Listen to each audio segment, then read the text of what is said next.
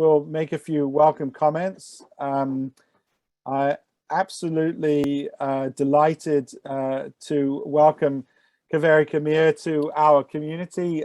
My name is Michael Diamond. I'm the Academic Director of the Integrated Marketing and Communications Department within the Division of Programs of Business. And I'm really genuinely delighted to welcome Kaveri to the conversation today. As many of you know, Kaveri is the Vice President of Communications for IBM's hybrid cloud business. And she'll spend some time with us, I'm sure, today, educating us both on what that business is and the impact it has for businesses and business transformation around the world. But also, given that she's a communications expert, she's close to our hearts as a division and department that graduates several hundred students in marketing and PR every year. We're all dedicated to this task of both the transformation of marketing and PR, but also broadly supporting business transformation through digital and data, etc. So, absolutely delighted to welcome Kaveri and her colleagues from IBM. And of course, my very special thank you to George Benaroya, who continues to provide just excellent service and support for his students, and that group of students is now an even global group of students with folks participating from around the world. We've enfranchised even some high school students and younger students into these discussions. So we're absolutely delighted to both welcome Kaveri and for me to thank George on behalf of the department and the school for the work you're doing here. So without further ado, I'm going to go back on mute, and I really look forward to listening into what you all have to say. Great. Thanks very much, Michael. So for those of you who have just joined, my name is George Benaroya. During the day, I work as a CFO. I started my career at Procter & Gamble, then Tetra Pak Media, and now private equity. Now, once per week, I get to do something I love, and that is to teach this class. So we are not actors. We are a real class that is going on now live at NYU's School of Professional Studies. And let me try to share my screen so you can see what we do more clearly.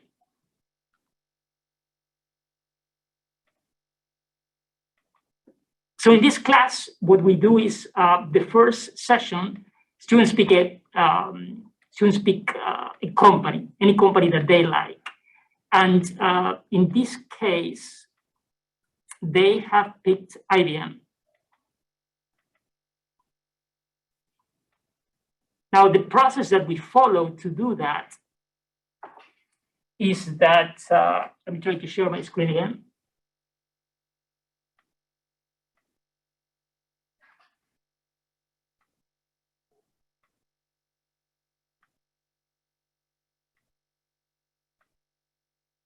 The process that we follow is that we put a slide like this, and then they pick companies. Now, sometimes in class, we do learn what to do when this happens, when you have people watching you and your PowerPoint is not working. So you have seen it now in real life with me, doing it myself.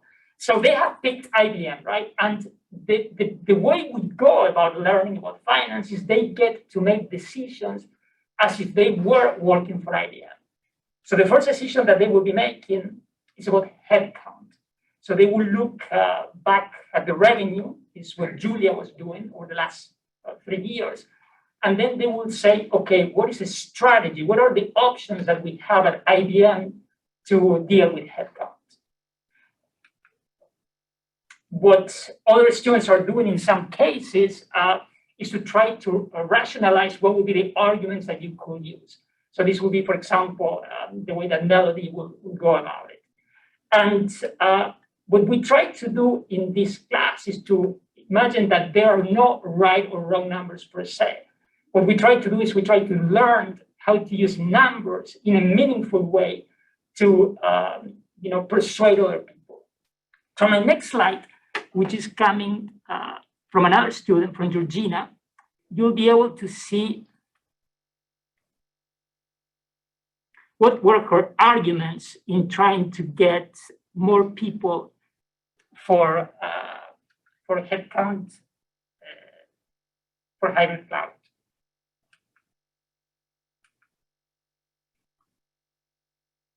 Still having problems today.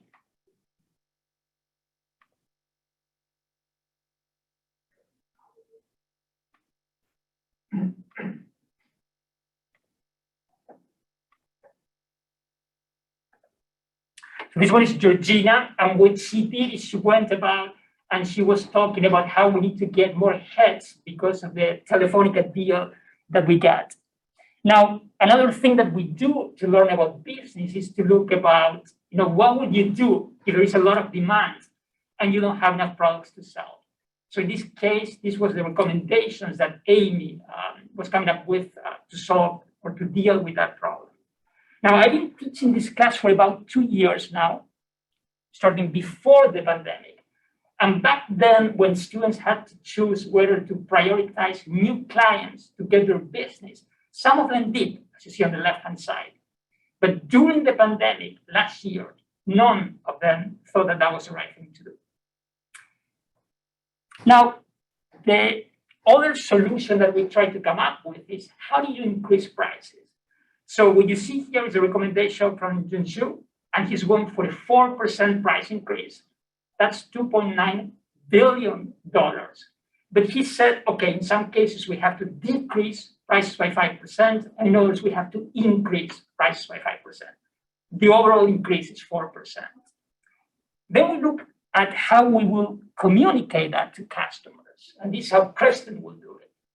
And what I like, when you see things like this, is that they look so real that I'm tempted to call on the phone number that is on the letter.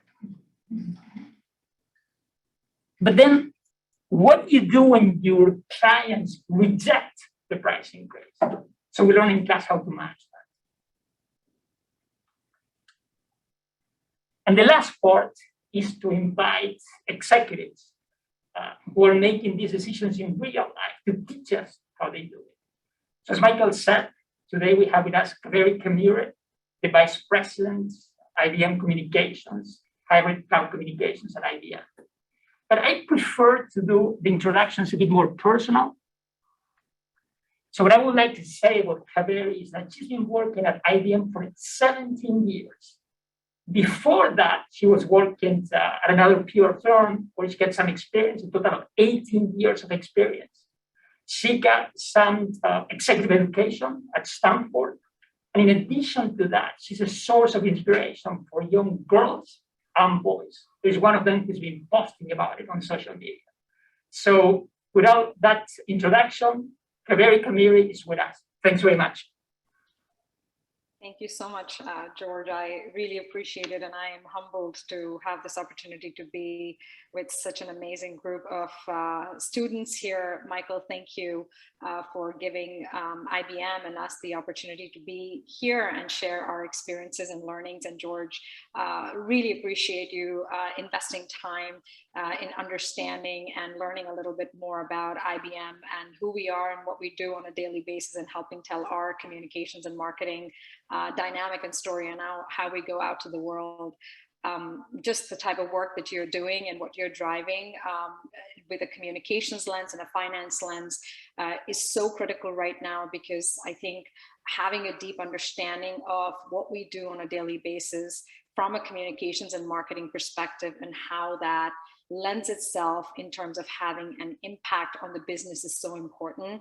So that sort of connective tissue that you're bringing forward for the students is really commendable. And I will plug in one thing for IBM. I've been around here for 17 years, and honestly, I will say every single day is an exciting and inspiring day for me, because we are relentlessly innovating to really help shape the world, not just for today and the future.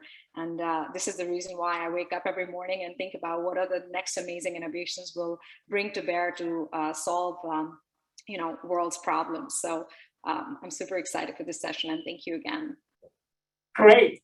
And look, the way we're doing this, and for those of you who have just joined, anyone can ask questions. You can see that there are people from other parts of the world, and then they send the recorded questions. It's best to send it about 2 weeks in advance, because we get so many.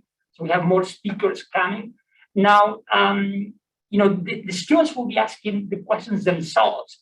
But there is one question that is coming in many different formats. And I remember when I started, one of my jobs, I know about CPG, but I don't know about manufacturing and so on. And I remember thinking, this is so hard. I will never be able to learn all this.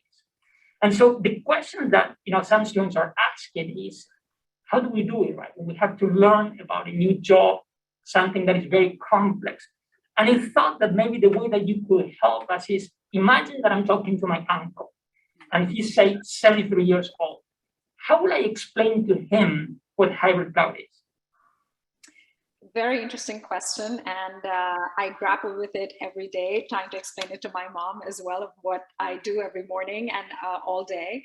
But let me kind of just start with a very simple analogy that hopefully will resonate with all of you. Say I have a car and I own a car and it's parked in my home garage. That in a hybrid cloud environment is considered to be in an on-premise because it's in your home environment, right?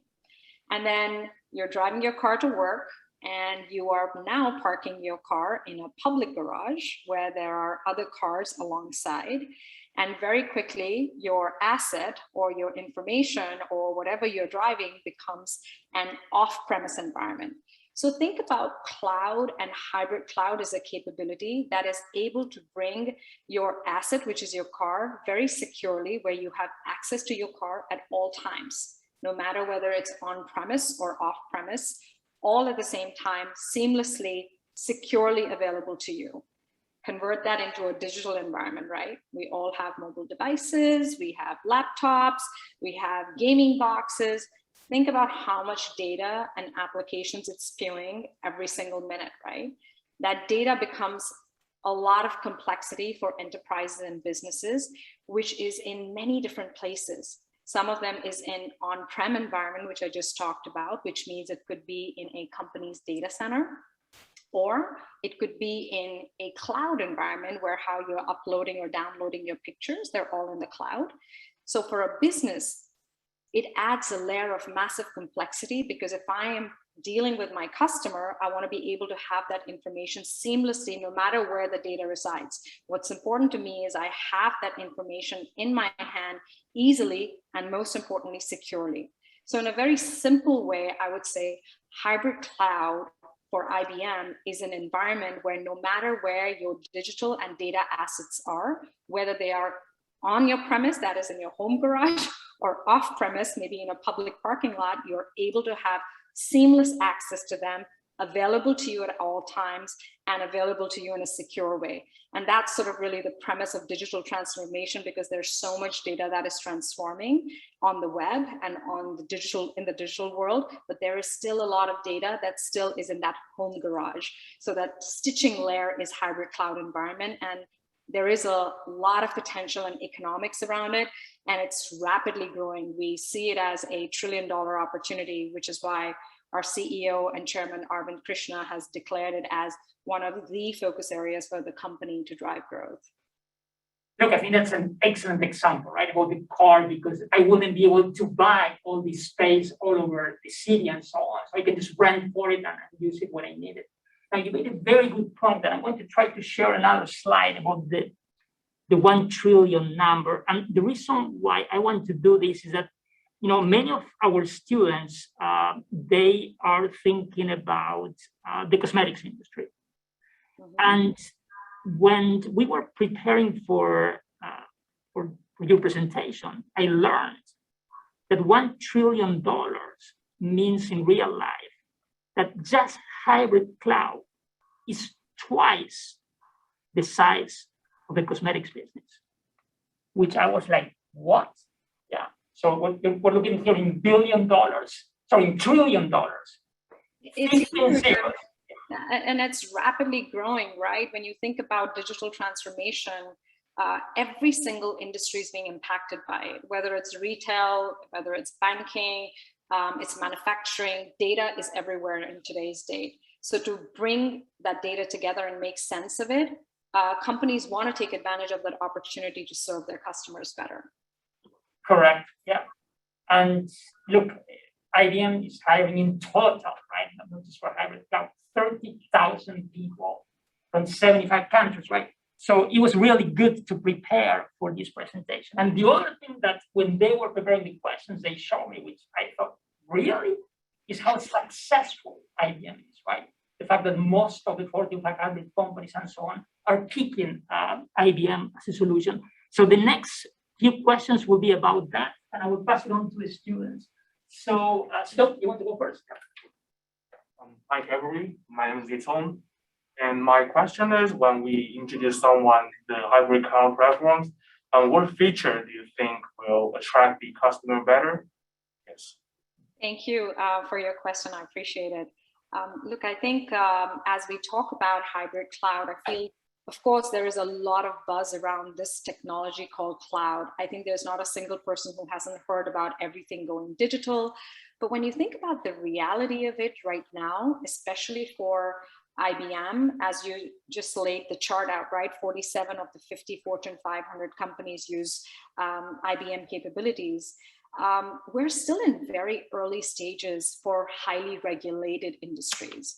By that, what I mean is banks, healthcare, insurance companies, governments. These are all supercharged, regulated with compliance and all the other data sovereignty laws. So the adoption is slowly growing, and we're in early stages of it. And like any other technological advancement, the number one thing that a customer thinks of is, or a client thinks of is, I'm investing in technology. Is it cost effective for me? Second, is it helping me boost the productivity of how we operate on a regular basis? Is it simplifying the things that I do today, just like we do in our lives, right? If we do something, do we say, hey, is it making my life simpler? The other part is, companies are all about innovation and bringing products to market faster. The faster you're able to bring innovation forward, the more opportunity you have to sell out there. So they're looking for really faster production to market. And then I think there is something that is so important today, which I think you guys can relate more to than even I can, is digital experiences, right? They want to make sure the biggest feature in their technological advancement for cloud is, am I able to enhance the experience of my consumer? Because we all know one bad experience, we're all going to go tell our social network, my experience is terrible, this was not great. And they want to maintain the brand loyalty. And when I wrap all of this together, there is one single feature that we hear about, and I'm sure we'll talk about it as we have this conversation, is data privacy. It is the number one concern and an important feature that companies, especially in highly regulated industries, are looking for in today's time as they move to the cloud. Thank you. So you want to go? Hi, Kaveri, I'm Shinyu. And I'm asking the question why there's like 80% of Fortune 500 companies that are using IBM cloud capabilities.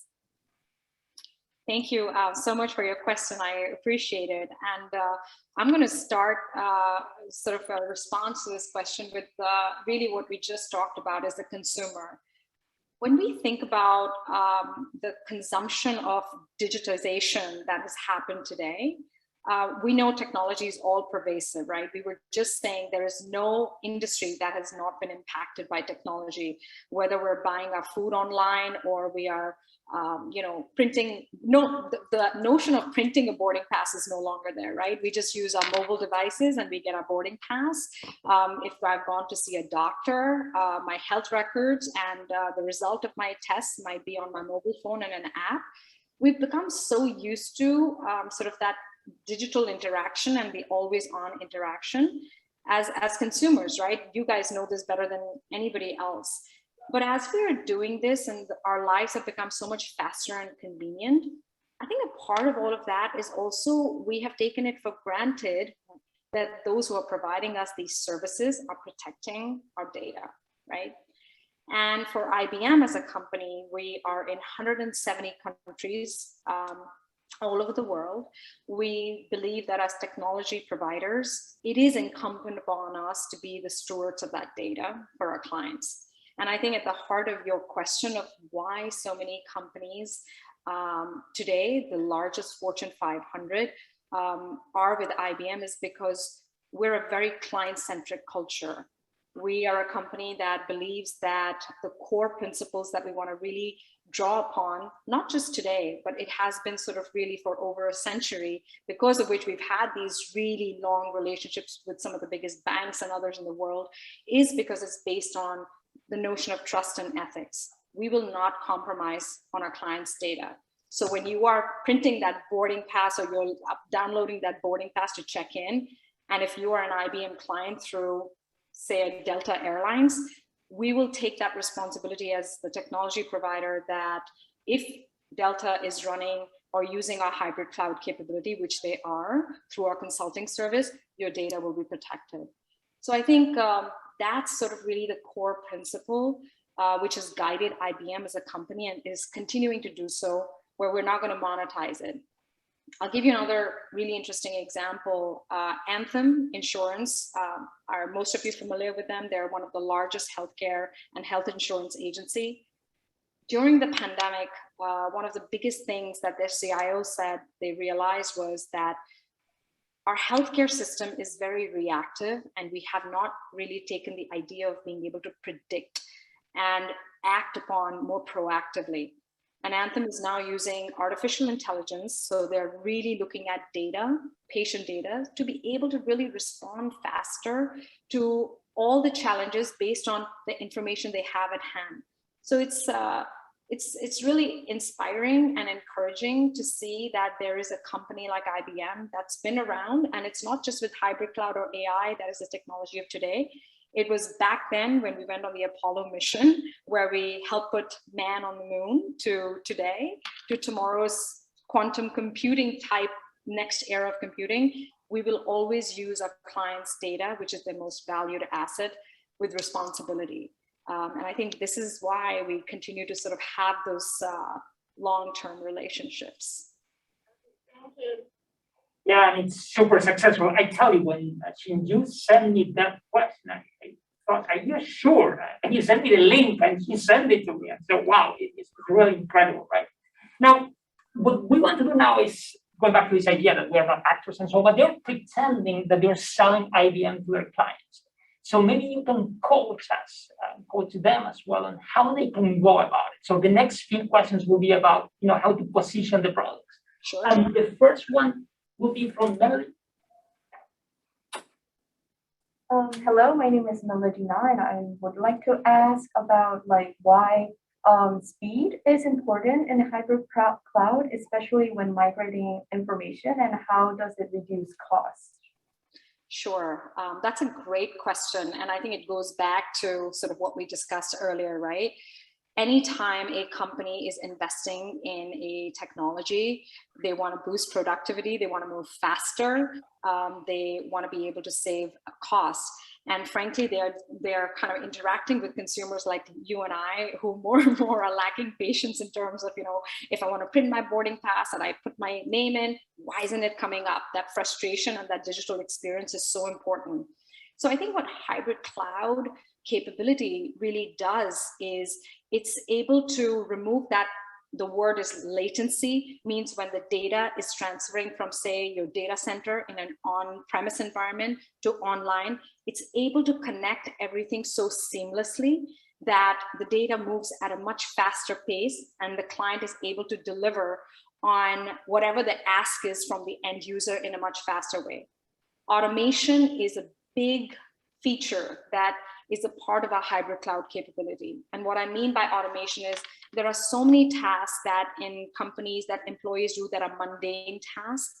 Through hybrid cloud, they're able to really automate some of those things. So talent can now focus on the higher value capabilities. I'm going to just take it all back from the tech jargon and give you an example. So imagine you want to go purchase a car. Notice the theme of a car. You want to purchase a car, and you go to a car dealership, and you like a car, and you tell the salesman, this is what I want to purchase. Now think about everything that goes on the minute you've made that decision. The salesman decides that he has to look at your loan processing, and you start to process your loan online. That's a form of interaction in digital, and it's happening as you're looking to process your loan. The loan processing company looks at your credit history, which may have your social security information. And by the way, that is yet another environment and a digital interaction that has to be connected to the loan processing. You're with me there? After that, once your loan is approved, your credit history is done, it's checked, you say, okay, my loan has gone through. Now the loan processing and the car dealership has to connect with the bank to get the down payment for what you want to purchase, and the payment goes through.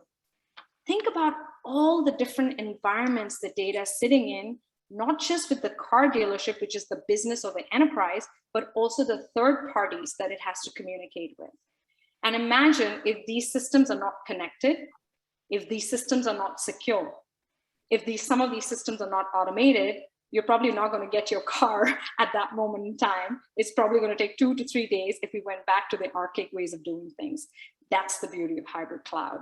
And all of this is done with speed, convenience, and ultimately it leads to those better client experiences where you're a happy car buyer taking your car back to your home. So those are critical factors that go back to my initial point of like, what are the benefits of this technology?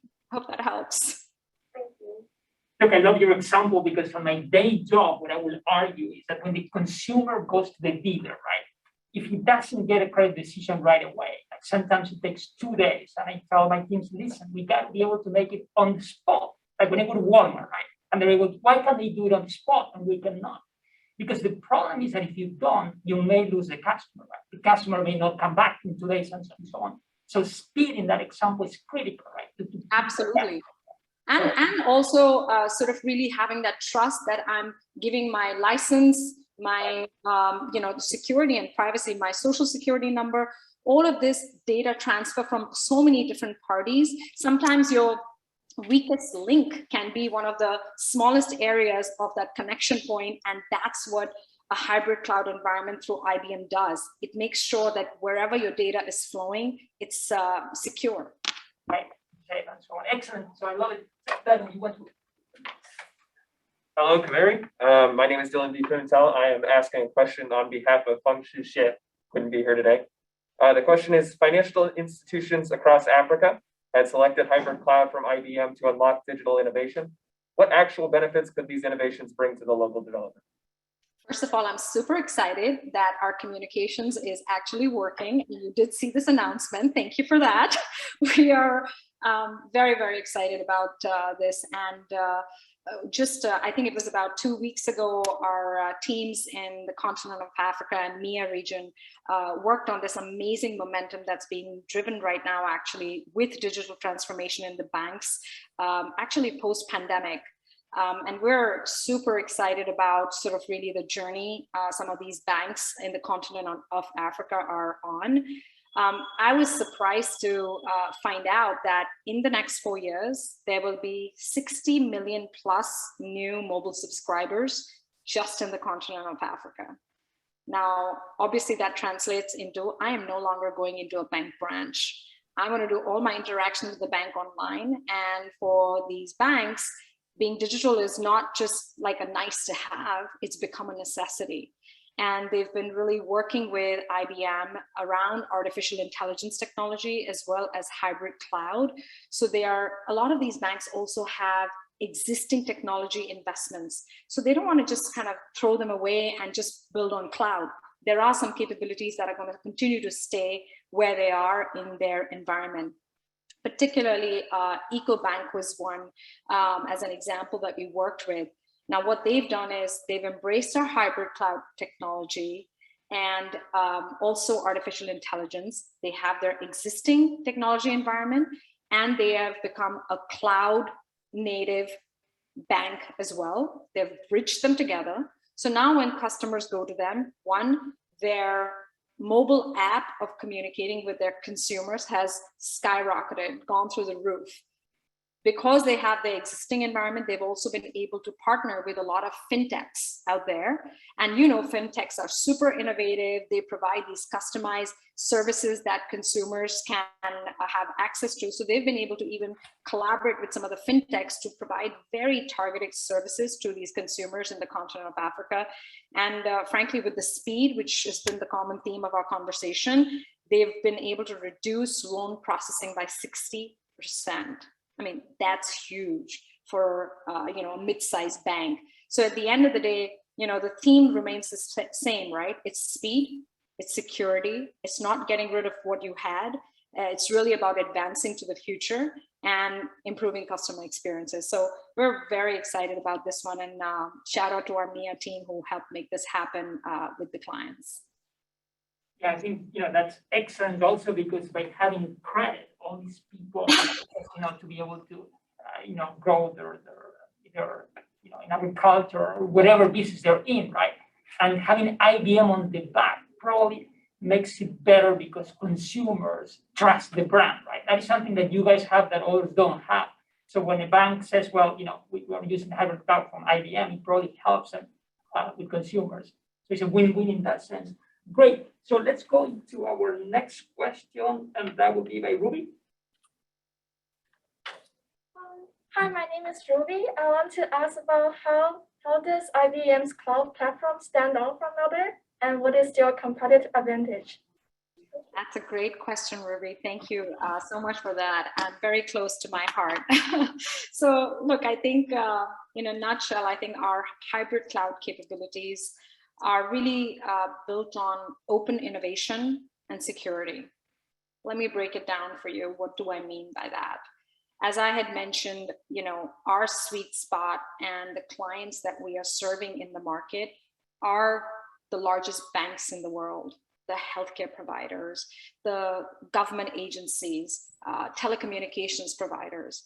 And a lot of these companies and businesses have currently a lot of the legacy investments that already exist in their infrastructure, the on-prem environments, like a data center or a System Z or a mainframe, not because these are archaic technologies, but because these are technologies that really safeguard some of the world's most critical data.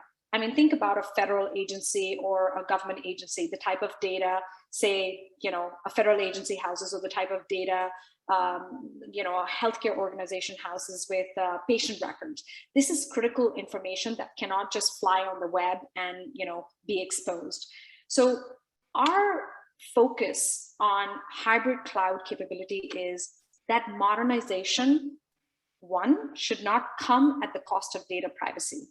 So we will help our clients modernize, but we are not saying that we're going to monetize your information at any cost or expose it to that risk of being, monetized. Second piece is we're telling our clients and we're offering to our clients that you have your existing environments, and many providers out there or tech providers out there say, your path to modernization is jump on a public cloud and that's where you're going to go. Well, our sort of methodology is that right now only 25% of mission critical workloads have actually moved to the cloud. So we're saying you don't have to rip and replace your technology.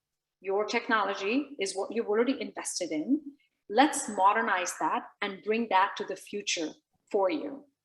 The other piece of all of this is that we really have a platform-centric approach. I'm sure as you have done your research on IBM over the last couple of weeks and months, you heard about a little Red Hat acquisition that IBM made. It indeed is a transformational acquisition for the IBM company, and one of the largest acquisitions that we have done. And the focus and what it really brings to the table for IBM is the premise of open source technology. What do I mean by open source technology? I mean, when a client is using our technology, we give them the choice to also work with other vendors. It's not just because you're using IBM technology, you're locked in and you cannot collaborate with other vendors. Collaboration and co-creation is really at sort of the basis of how we operate with our clients. So our clients don't feel like, oh my God, now I'm married to IBM and I cannot work with a Microsoft or I cannot work with an Amazon. We're in an open construct environment where our technologies are built on the premise that we will be able to give you choice no matter where your cloud journey is. So we are also a software company. We've been able to sort of retool our entire software capability. So imagine if a company once deploys our hybrid cloud, they can access that capability in any environment. So whether they want to access that in an on-premise environment, in an off-premise environment, data on the edge through mobile devices. Imagine when like nurses or healthcare practitioners are sharing patient data securely, that's data on the edge, right? So we are able to sort of say, you can deploy our technology once and you can run it anywhere. And the key in all of this is no matter where your data is, even if it's at the edge, we're going to provide you with the security that's needed for it. Partnerships are very important for us. Like I was just saying, we believe innovations cannot happen in silos. We partner with Amazon, we partner with Microsoft, we partner with EY, Samsung, Apple, VMware, SAP, Salesforce, the list goes on. Why do we do that? We do that because we believe that innovations will only happen when we bring the collective intelligence of the world around us and the technology developers around us so our clients can get the best capability.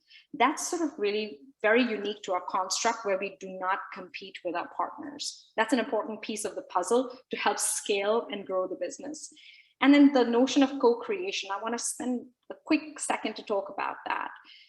Many times when organizations drive innovation or bring products to market, they just say, here's a product, Mr. Customer or Miss Customer, go purchase it.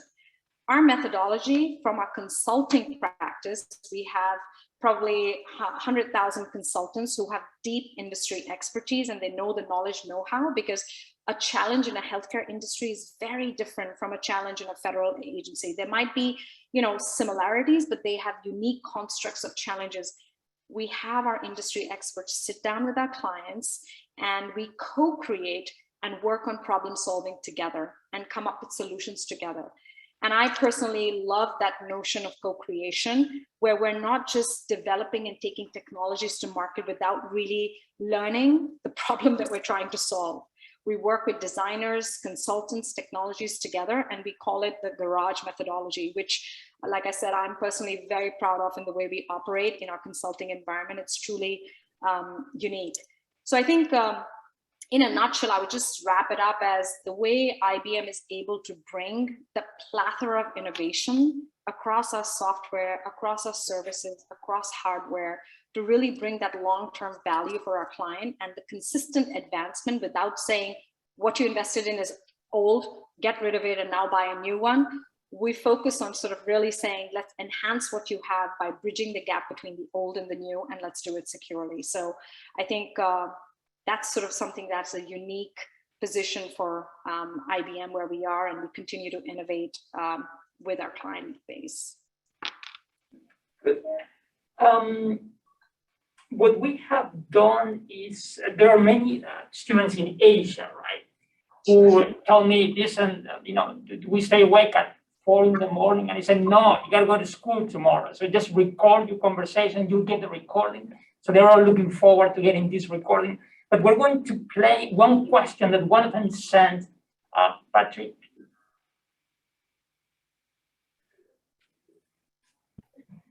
Hello, Ms. Kaveri-Kamir. My name is Youngsung Sim, and I am from Austin, Texas, Hudson Valley area in New York, and South Korea currently. My question for you today is, given that IBM's hybrid cloud packs have seen commercial success from companies such as TD Ameritrade and CVS, what is the unique application of these modernization values that the IBM hybrid cloud can offer to medium-sized businesses that competitors can't? Thank you. So first off, I want to say thank you to all of those who recorded, and I'm so glad people are not up at 4 in the morning. My family's in India, and sometimes I make a mistake and I call them and I'm like, oh my God, it's like 4 in the morning. So I can appreciate that, and thank you for the question. So Cloud Paks, we are super excited about this particular capability, and it actually sits in our software portfolio, in our hybrid cloud software portfolio. And what's interesting about Cloud Paks is this is, again, the retooling of our capabilities built on open source technology. So anytime a client can plug this capability into and this technology into their existing portfolio. And it's also helping develop infrastructures much faster. There are 3 or 4 key things that Cloud Paks helps companies do. And because of that speed of implementation and ease of implementation, it is particularly really solid for the mid-sized companies as well, as much as it is for large-scale companies. It'll help you modernize so you can quickly plug it into your existing environment and map your existing technology to the new one. It has embedded capability for data insights and predicting data. So it has artificial intelligence capabilities in it, with the help of which, if you have plethora of data, you're able to predict on it and get insights on it. What we just talked about Anthem, right? What they're trying to do with patient data.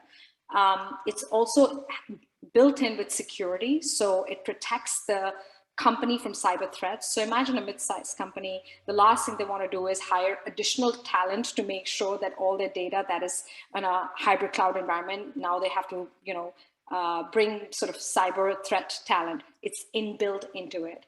And then finally, it's able to automate things. Speed is sort of the essence of automation, because a lot of the work that would take, hours to do is now fully automated. The speed is kind of in motion, and the idea of is for our entire software portfolio, if you're able to deploy it once, no matter where you are, you can run your Cloud Paks application. So this is a very critical and an important innovation that we have brought to market, working with our Red Hat capabilities that we're super proud of and excited about.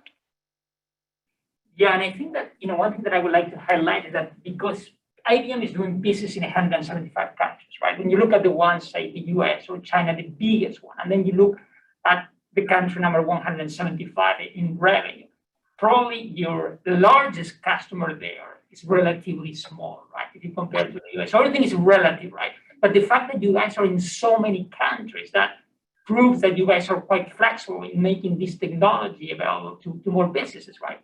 Oh, absolutely. I mean, all the banks that I called out in Africa, they are largely mid-sized banks, because every single company is transforming. So we while our focus is on these highly regulated large-scale companies, we do focus a lot of the speed and automation of technology for mid-sized companies. And I did mention the notion of ecosystem as well, right? A lot of our ecosystem also helps sort of plug in the capabilities we bring to market for small to mid-sized market as well. So we want to be everywhere and serve all categories of clients. One of the reasons why I love these sessions is that I can learn about communications, right? And the next issue is something that you brought up, and that is tricky. So, Jerry, would you like to go ahead and I can learn how to go about it? Good afternoon. My name is Jerry, and my question is, when implementing the IBM solution, some customers may still concern about the privacy and security problem. So in this case, what is the best way to communicate with them? Oh, thank you so much for this question. And I can go on and on about security and privacy. Honestly, this is something that is top of mind for every single client of ours in every communication that we're driving. I think even for us and all of you in the room, I'm sure every time you're putting some information on the web, you ask yourself, is my data protected? This is not any longer a question of, a business has to have data privacy or security. And I think from a communication standpoint, that's the one thing that we want to just really focus on. And as you heard me, anytime I talked, I really brought in the importance of security. That's like the silver lining and the silver thread in everything that we do, that no matter where we are, we make sure that the data is private, the data is secure. And, it started to impact all our lives as well with the pandemic. So much data has gone on the web. Businesses have become, digital overnight. With the pandemic, I think there are some stats that the hackers have become even more sophisticated. And just in the first year of the pandemic, I think cyber attacks grew by 600%. I mean, that's enormous. For those here in the United States, especially in the Northeast, we heard about Colonial Pipeline, huge cyber attack for all of us. In fact, it's shut down gas stations. We didn't have access to our cars. There was a state of emergency. And I will say, President Biden has taken a very aggressive stance on making sure that national security and the partnership between public and private is really taken into account to attack these cyber threats and to provide a rebuttal to these cyber attacks. In fact, our chairman and CEO, Arvind Krishna, also was recently in a meeting in the White House where he did mention that cybersecurity is an issue of our times and an issue of the decade, to be honest. And we all have to play our part in it, especially with companies like IBM, where we are developing technologies to alleviate and provide a rebuttal to these cyber threats. We have made a commitment to 150,000 cyber security trained experts for the next 3 years. So these are type of things that we want to be able to be very vocal about and communicate to the world. Also, I think people don't understand sometimes the nitty-gritty of the technology, and that is why it is so important as communicators to explain them in a non-jargon, simple way through the lens of clients, which is what I try and do at all times with our teams, where I'll give you a quick example, Daimler, Mercedes-Benz, right?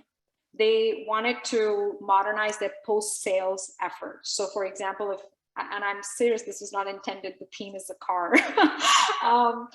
They were trying to like put their post-sales services on the cloud so it could go faster, they could bring better client experiences. But when they thought about putting these post-sales services on the cloud, they realized it would have their customers' social security number, perhaps, maybe their credit history, maybe their addresses, maybe their driver's license. And for a big brand like Daimler, they wanted to make sure that the confidentiality of their consumers was kind of kept at the highest regard. That was the #1 priority for picking any technology provider who they would work with to modernize. And we signed a collaboration with them just a couple of months ago. And that's what I'm trying to sort of talk about, as when you communicate, we have to be able to tell why some of these companies are coming with us. It's because it's very clear, no matter what technology you choose from IBM, we will not monetize our clients' data. And especially in cloud, we don't have access to our clients' data. We could be your technology provider, but say, for example, out of the data sovereignty laws in other countries, if we were subpoenaed for your data, we don't have access to your data.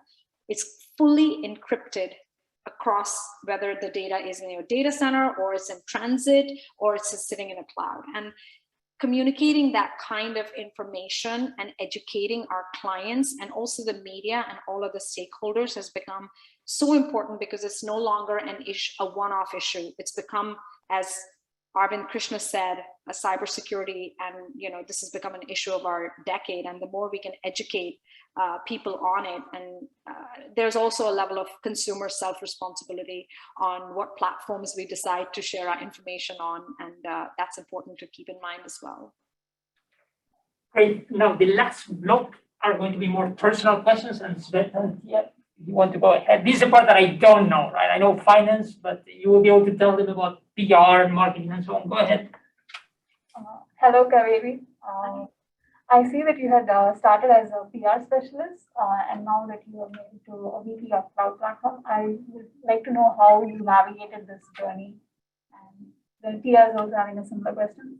Hi, my name is Tia, and my question is, like, what effort you made when you first joined IBM and get to know that much of products and services? Thank you. Thank you so much for both your questions. I truly appreciate it. I don't have a singular sort of answer of the how, and honestly, there is no set path for something like this. I think there are a few things that I will share as sort of my learnings over the past 2 decades, right, that I've been in the business.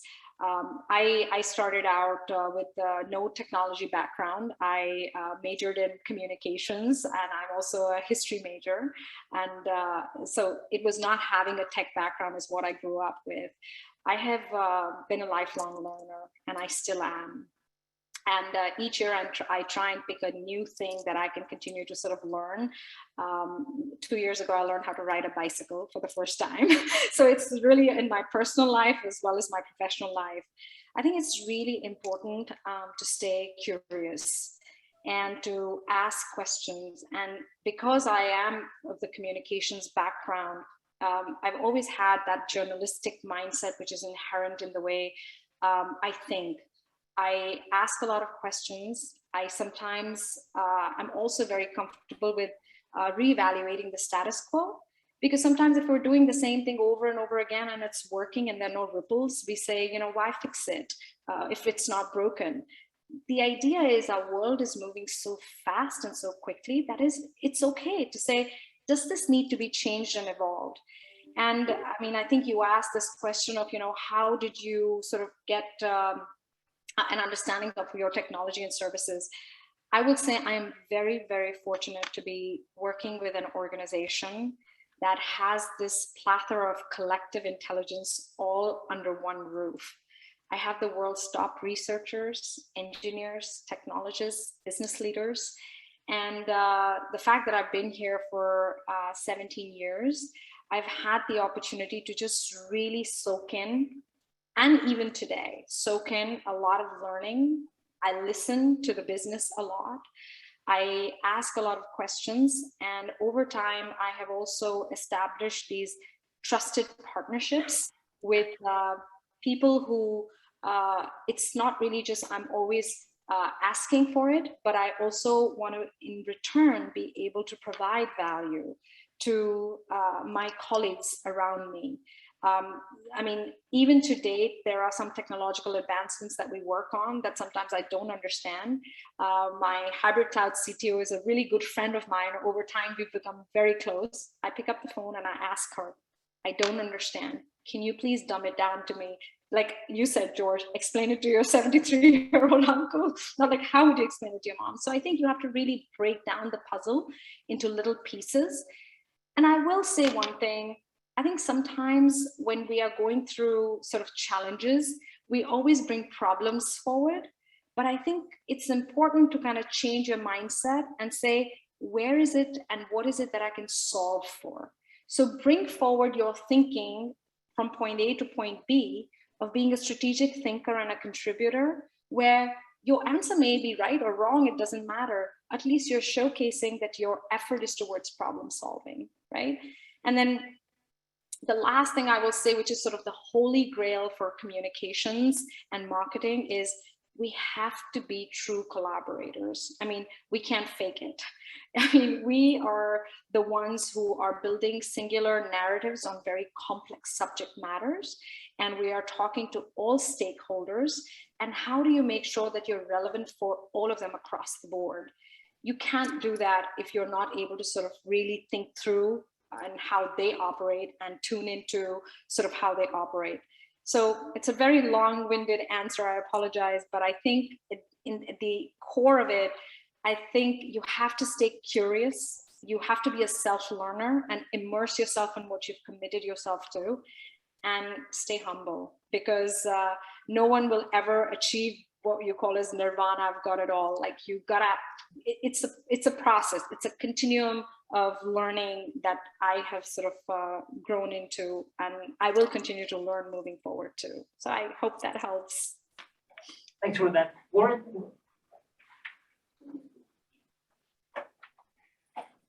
Hi, my name is Warren, and I'm asking the question on behalf of Sing Zhong. So the question is, what was the biggest challenge in your career, and how do you deal with it?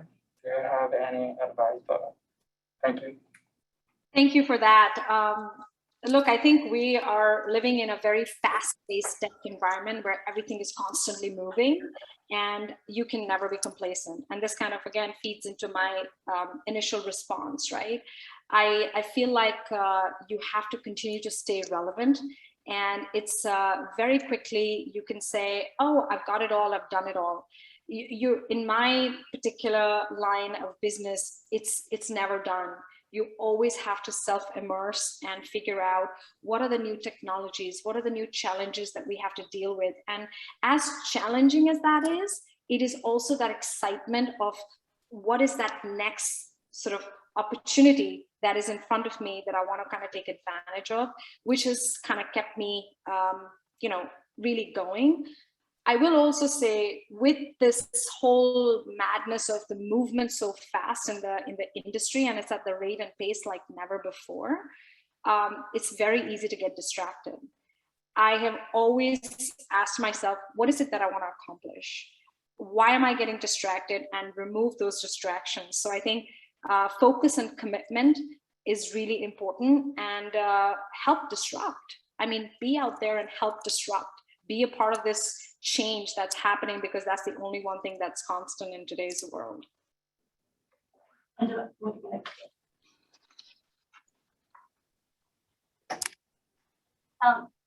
So hi, I'm Angela. So my question is, what were the challenges that IBM faced in the past year in developing its cloud platform during a pandemic?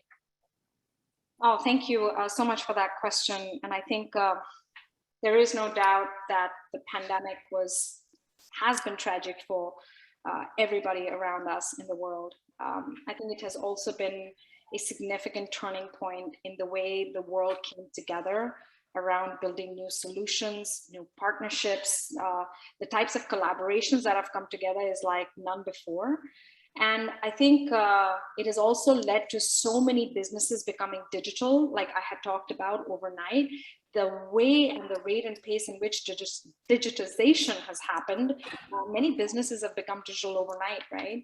And I think that has sort of really evolved almost as an opportunity for businesses, and of course for IBM and the hybrid cloud business as well.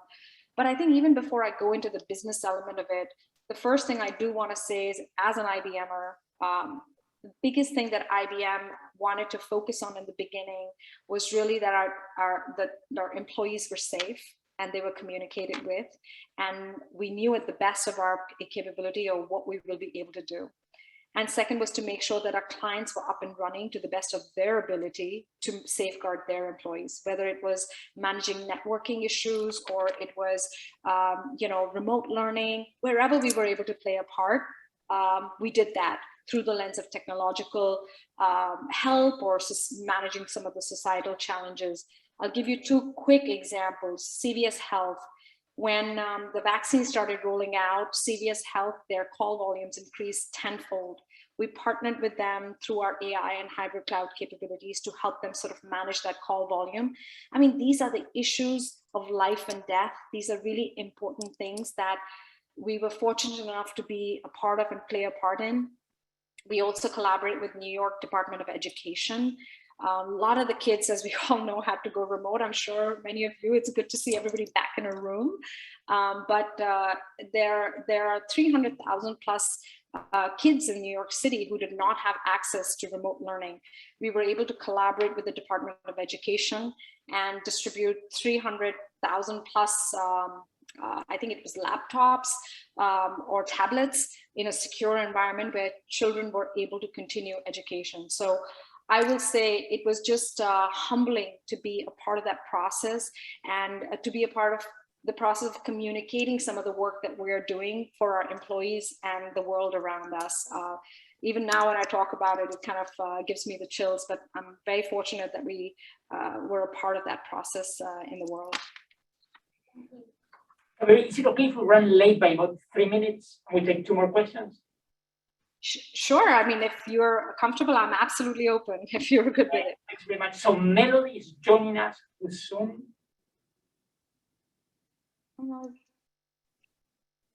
I think you're on mute. There you go. Hi, my name is Melody. My question is, do you have any suggestion about a good career path for women in tech? Yeah. Thank you, Melody, for your question. I think, the biggest thing, like I said, I am a woman, I'm an immigrant. I moved to the United States about 21 years ago. And I think a few things that I will say that kind of jive really closely to how I've sort of mapped my career or path. Work for an organization that you believe in. Pick a career line that you actually are passionate about, that you can immerse yourself in.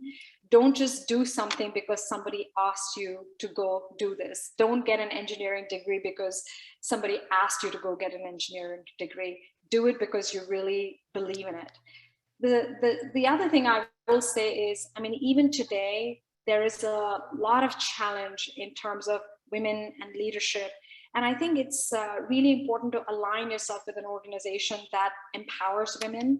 And I'm very fortunate to be with an organization that does empower women, where there is no limit to our entrepreneurial thinking and where we want to go ahead in our careers.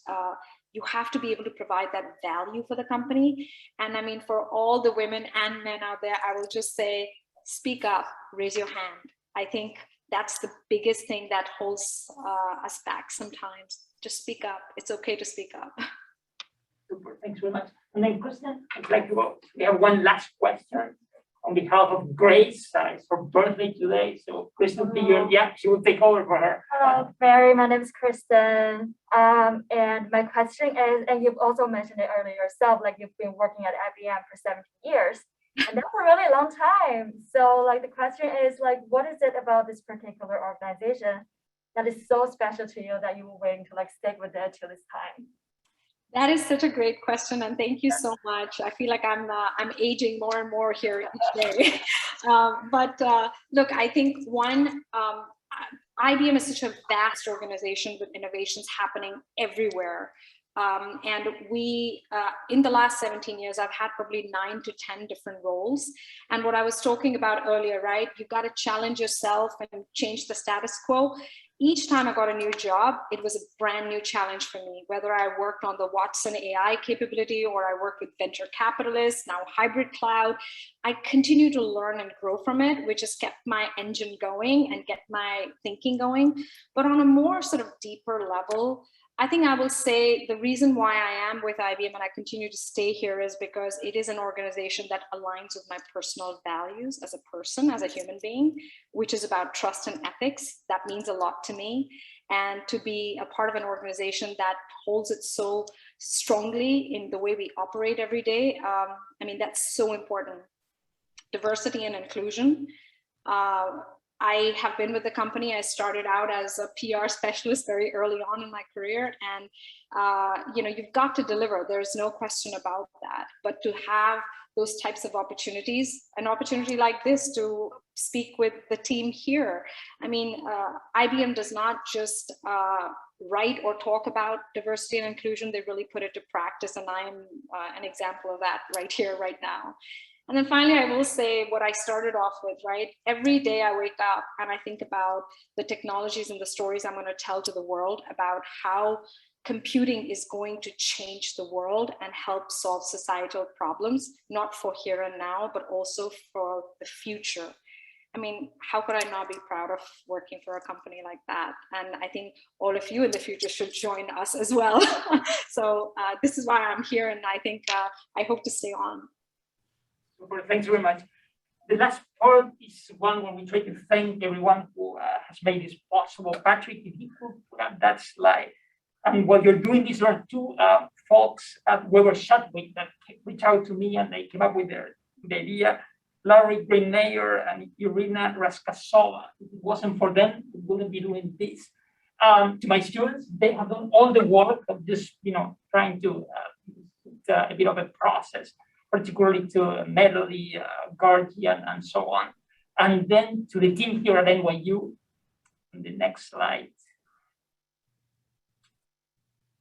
So we have a couple of folks on the IT department. We have Robin, who's been promoting this. Patrick, I don't know if you can turn on your camera. We can say hello. He's in the control room, and also Michael Diamond. Michael Diamond is the academic director, and I'll pass it back to him in a second. And then finally, many of the students try to make a quick thank you note. And Patrick, I don't know if we can play that part before we pass it back to Michael.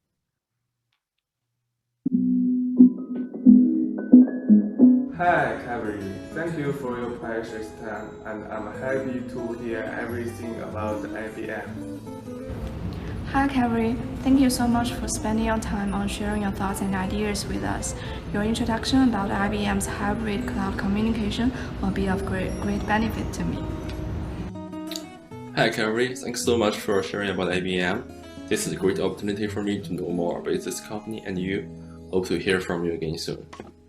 Hi, Cavalry. Thank you for joining us. I'm really interested in hybrid cloud communication, and I will learn a lot from your experience, perspective, and your wonderful speech.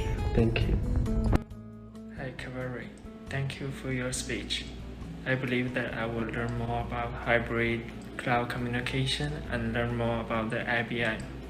Thank you again for spending time with us. So yeah, on behalf of everyone, all of us, thank you so much. Thank you so much. Really appreciate your time and listening to me. I really appreciate. Thank you, Michael, Patrick, George, and all the students who took the time to just listen to what we do every day. Thank you so much. Well, Kaveri, I want to thank you again from all of us at the School of Professional Studies and our division here, the Programs of Business. You know, it's always wonderfully enlightening to learn something substantial about a business and certainly the one of the scale of IBM and a technology as current as and important as cloud computing. But I think also genuinely it's you know, very important to hear about your personal journey and, you know, the point you made about the alignment between what you believe and the company's values. And it's a great lens, I think, for all of our students to use when they think about managing their careers. So very much enjoyed your conversation. It's clear to see why you're a communicator, you're a natural communicator, and enjoyed very much what you had to say. So thank you so much. And again, thank you to George and his class for, you know, another very enlightening dialogue. So many thanks. Thank you so much. Thank you very much. Yeah.